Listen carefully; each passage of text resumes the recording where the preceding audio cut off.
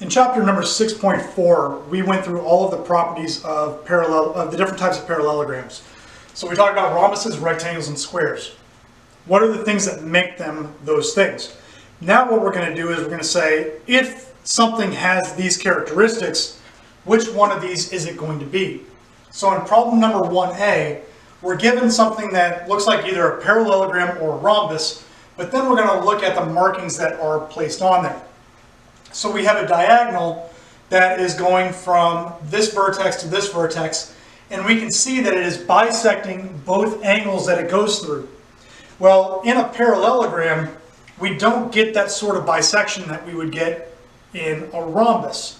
So what that tells us is that this particular shape right here has to be a rhombus because the diagonals are bisecting the angles. In problem number 1b, we have something that looks like it could either be a rectangle or a square. So what we need to do is take a look at our markings to determine what it's going to be. So what we see is that all of our diagonal segments are congruent to each other.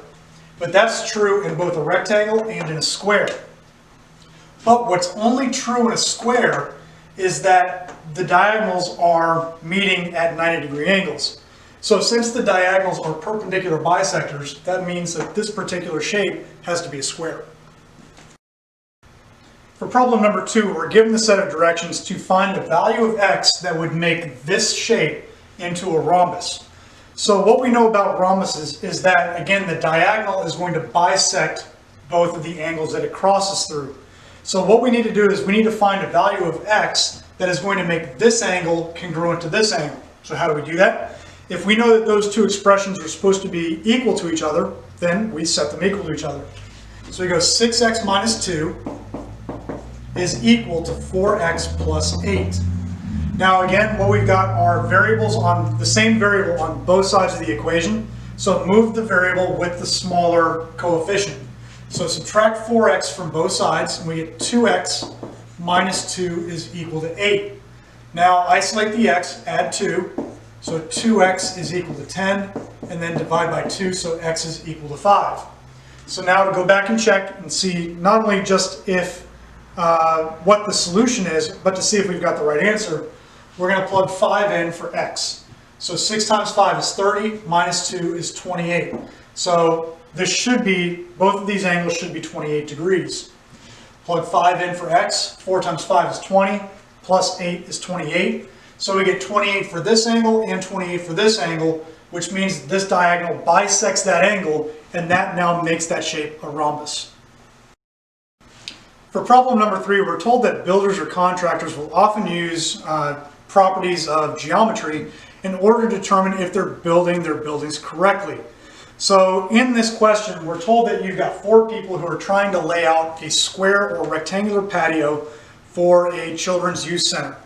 And they want to know how you can use string to determine if you've actually got a square or a rectangular shape that you're going to be building to.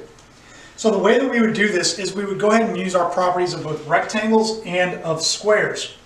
And what we know to be true about the diagonals of both rectangles and squares is that the diagonals are congruent to each other, and if we bisect those diagonals, then the segments that have been bisected are all going to be congruent to each other as well.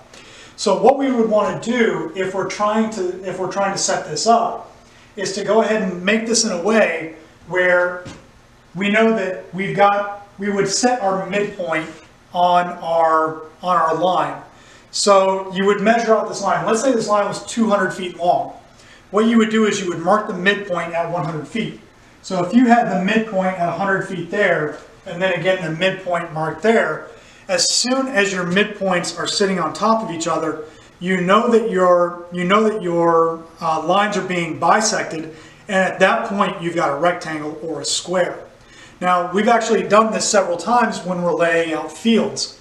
So if you've ever tried to play a pickup game of football or soccer, and you tell somebody to run a ways away with a cone and set up the cone to be the in line or the sideline, you know that you often get a field that looks like that. But if you just took two ropes that are the same length, found the midpoint, and then laid them on top of each other to where the midpoints are directly on top of each other, then you would actually have a square or a rectangle at that point.